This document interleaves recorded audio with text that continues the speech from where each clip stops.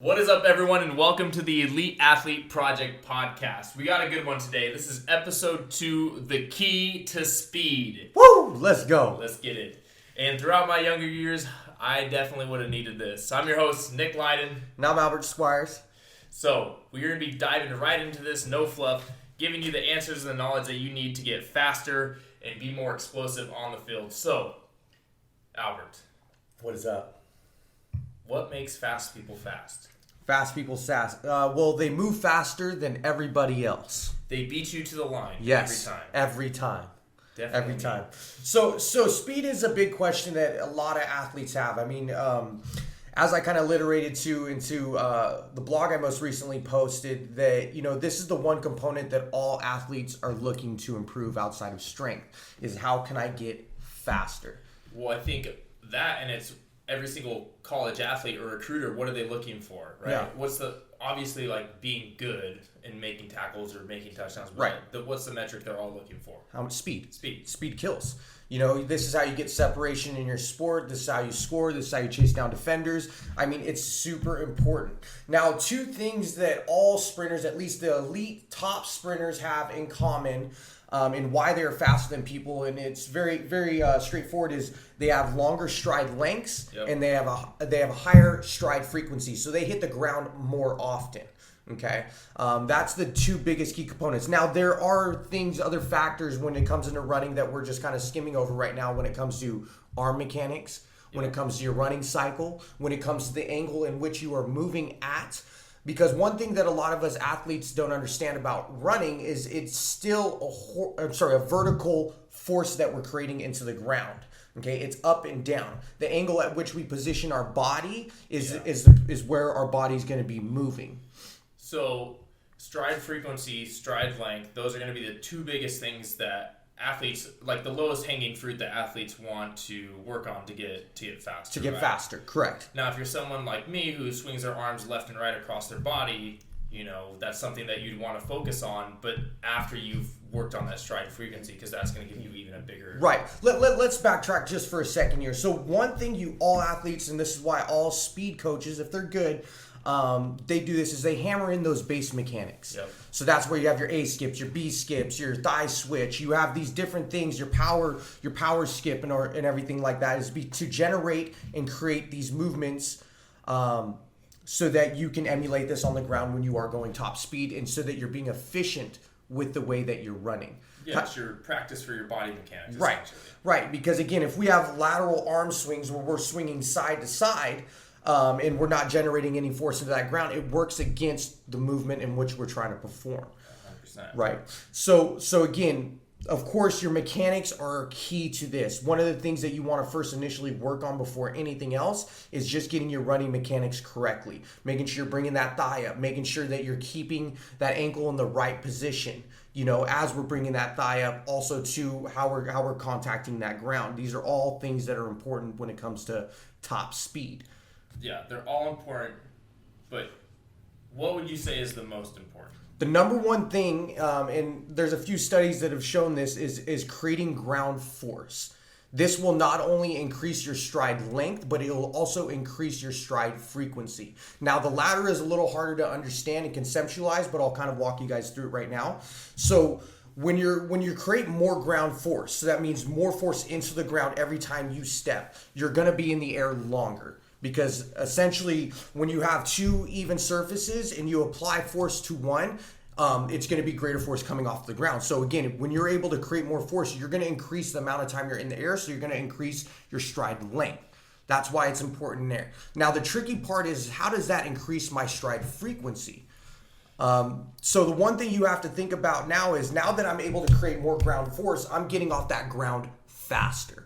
So if I'm sprinting 100 meters down the line, I'm averaging 20 steps right now, right? If I'm creating more ground force, that's all max. I mean, there's going to be more steps, of course, but if I'm creating enough ground force to get me farther or off the ground longer, I'm now spending less time on the ground, so I actually have more chances to hit that ground. Yeah, so you're saying essentially if one step takes your full step to go from landing to midfoot to toe off, it takes a second. Now it's taking half the amount of time you're going to have that additional time to take more steps, get further, and all of that stuff. 100%. Okay. Yeah, it's a little confusing to understand, but essentially, the more ground force you can create, the better sprinter you're going to be. Hence that your mechanics are in the right position, of course. Yeah. Because again, that's where you're going to maximize that ground force you're able to create into the ground, is by being efficient with the mechanics that you have when you're running. In ground force, ground force simply means that you're just how much, I mean, it's pretty much how it sounds, but the amount of force you can apply into that ground as quickly as possible, right? Right. So it's not like, oh, I can create so much force by like back squatting, because that's ground force too, Right. right? But Right. we're thinking more of like how much and how little of time. Right. So what Nick's getting at is you not only have to be able to apply that force in the ground, but you have to be able to respond off that ground. Mm-hmm. There needs to be an elastic component or reactive component to sprinting. That's why when you say you have a 500-pound back squat, they're not the fastest runner. Because again, absolute strength, while it does help and it's a very key component, especially for you high school athletes, this is something that basically all you need to improve. But that's not everything. Mm-hmm. Because again, one of the things that we talk about, the key to speed here, is actually having that ankle in a dorsiflexed position. So what is dorsiflex? How about you explain that to him, Nick? I think it's a Pokemon or something. Pokemon, right? Yeah, Right. dorsiflexion. I choose you. So dorsiflexion simply means you're trying to bring your toe to your shin bone. You're trying to raise that foot up as high as possible. So if you, versus like toe down, like run on your toes, which in essence is not actually what you want to do. And I was told run on your toes when I was growing up. But now we're learning like it's not quite that. Now it's probably better than heel strike, like jamming your heel into the ground and rolling through. But now the reason why you want the dorsiflex position, so that's creating that right angle with that bottom foot as you're contacting that ground. Okay. Now think if you're pointing that toe, what's going to happen now? Now I have to absorb that force. More of my foot has to get into that ground before I'm able to push back off. Now, when you're in that dorsiflex, that pre-dorsiflex position, as you come into contact with that ground, you're now striking mid-foot. So not the balls of your feet, but just behind the balls of your feet towards the midline of your foot. And from that point there, you're now able to absorb and push off at the fastest rate possible. Yeah, because you want two hard surfaces, right? Yes. And essentially what you're doing in that dorsiflex position is creating another hard surface for your body to transfer all that force through into the hard surface of the ground. Right. Versus absorb, slow, and then coil, or not coil, but spring and come back. Right. Out. You want right. and out. So when we're sprinting, there's things called stopping forces. That's the wind. So if the wind's working against you, that's a stopping force. You also have the ground, okay? These are things that work against our speed, all right? So that's why it's important when you're in this dorsiflex position as you're coming through your running cycle. Again, we'll post some images up so you can get an idea of what that looks like here in the blog, here in the podcast. But again, that position is key to not only absorb those stopping forces, but also generate force back into that ground so that you're able to propel yourself forward. Understanding this too, that when you perfect this movement here, this dorsiflex, this is why your sprinter coaches say it so often, you're going to spend less time on that ground. Also too, you're going to create more force into that ground. So you're going to be in the air longer. So it gives you more time to have an efficient run cycle. When you're not coming in contact with the ground correctly, you now misstep. So that can be an overstride or an understride. And now you're creating more stopping forces because you're not reacting and responding off that ground. You're actually sticking into the ground every step. Yeah, and also like the cycle and cadence of your legs going through the full thing with that toe up, it's easier to drive that knee up and to get in the right position for the next step. So everything's affecting the next step. Right. So one thing too, Nick and I, before the podcast we were talking about is when your foot is pointed down in that plantar flex position, so your toes pointed as you're running, you're now flexing your calf. Okay, everything when it comes to our posterior chain, so all the muscles on your back half, if there's any tightness along any of those points, it's going to limit your flexibility. So that's going to limit how high you can get that knee up on your stride. So that's going to actually limit the amount of stride length you create with every stride. So again, that dorsiflexion is huge for not only creating ground force, but also to increasing your stride length and improving the efficiency, also to decreasing the chances of injury while sprinting because now your cycle is efficient. You're not overusing any component. So is it the same within acceleration, top speed, all the same, right? Dorsiflex all the time. Because yeah, that makes sense. Because even if you're in the acceleration phase, you have that toe up, you're gonna have a better angle. Or for the people that pop up right away and lose a lot of acceleration. Yes, and just to dabble a little bit about the acceleration, we'll talk about it down the line too. But I mean, that's our angles. Now it's how we coming out of that block. But dorsiflexion all the time, all the time. That's why too you'll see a lot of these guys and they'll start training, especially getting closer to season, with elevated heels. It's because it's putting that heel into that dorsiflex position, so that now also too when you're focusing on that drive point in your squat, you're driving from that midfoot. Again, ingraining those patterns. These are things that Nick and I talked about this last week on our previous podcast, is that it's important to hammer in these movement patterns so that when it comes to the field, when you're breaking down, you're getting a little tired, your body cheats to that effective movement, not the movement that's going to put you at risk for injury. So how do we get better at dorsiflexion, right? Like, as for everyone out there, we're going to state right now, you need to get stronger for your body to be able to sprint faster. That goes back to the ground force. If you want to basically fly down the track, you need to get stronger for your body. Yes. Simple facts. But what are some exercises, some things that we can be doing to help with this dorsiflexion and specifically like that positioning to get us into that proper sprinting stance or when we're applying that force down the track? For sure. So I have 4 exercises for you guys. Very minimal equipment for this. One just needs a band, or 2 of them just needs a band. The other one you need a Bosu, or honestly anything you can stand a single leg on. And the other one you need a wall or fence. You don't need a lot. This is going to help, again, ingrain those movement patterns. So the first one I put down was ankle distraction. And we'll put some links into this in the bio, but also, too, you can go check out our blog. Yeah. I wrote this week, but the exercises will be there, video description, all that stuff. So the ankle banded distraction. I chose this because one of the biggest issues with people getting into that dorsiflex position is ankle flexibility. Yeah. So this is going to help you get that knee over toe a little more, put your shins in a better angle so that you could actually comfortably get in that dorsiflexion position all the time. For me, I mean, I'm a bigger guy. I don't know if you can't tell on podcasts, but if you're watching the video or know me in person, I'm a bigger guy. I played linebacker, D-line, all that stuff, right? I'm not naturally gifted at being a elusive sprinter. And after training this, I'm finding too, it's like almost like still a struggle for me. I'm getting better and better, but it's still like I'm fighting to hold up my leg with this, and I just don't have that mobility. Like what I think is getting up is like, Yeah. So this is something too. This is more of a stretch. So again, you're just going to sit into it. We'll have the reps and sets again. Check out the blog. We'll leave some notes down below to kind of help you with this. So that again is to help with the flexibility. The next movement is a strengthening. So this is actually strengthening the muscles that you actually use to pull that toe up. It's called anterior tibialis. This is actually the specific muscle that you're attacking.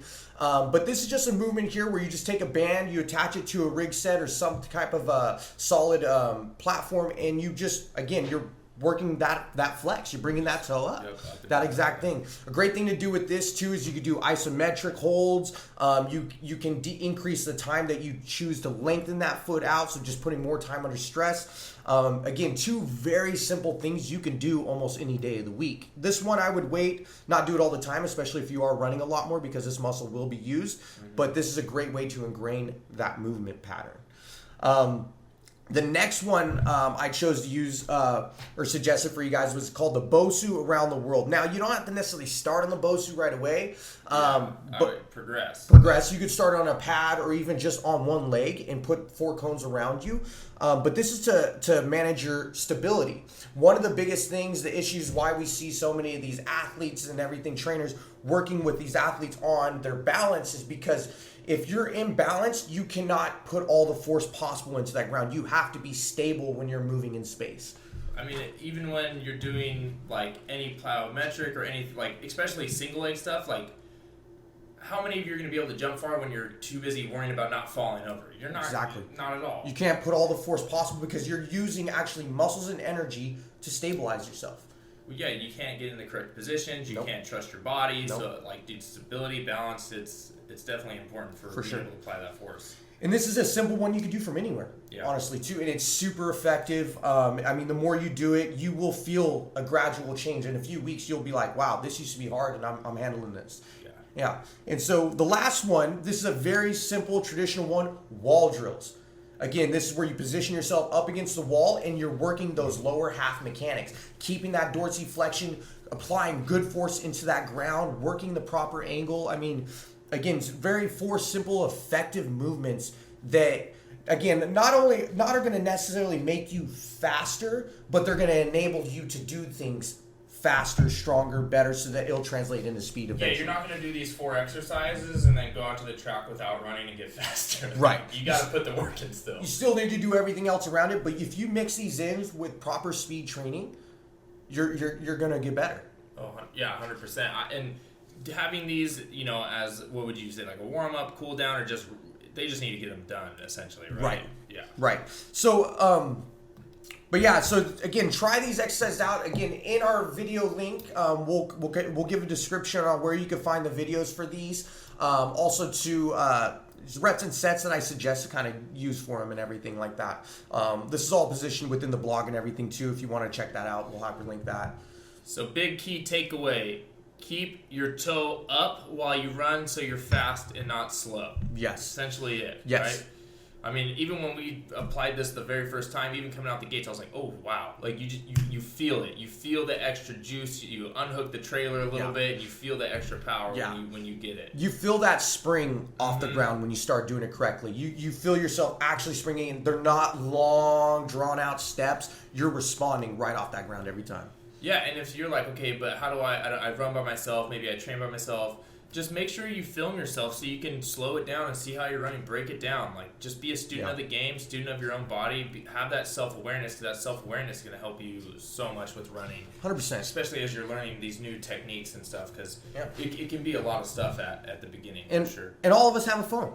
All of us can film, you know? I mean, clearly we do it all the time online and stuff like that. So this is a great way to see how you move in space. Make sure to, when you do film from the side and film from the front or back too. It's good to not only see what you look like from the side, because that's going to tell you where your mechanics are at, but also front and back, you're going to see where are your feet landing. Mm-hmm. Are you nice and wide? Are you in a tight line? You know, how are you stepping when you are performing this? Right, that balance piece, that straight line piece. Yep. Nice. Well, if you guys enjoyed this, like learning about speed, proper foot positioning, we'd love to do some more like this. Make sure that if this was something of interest to you, go and you make sure that you comment on our podcast or on the YouTube video. Make sure you drop those comments below, or even on our clips and our Instagram. We'd love to hear some more feedback from you on what you all want to get to learn more about.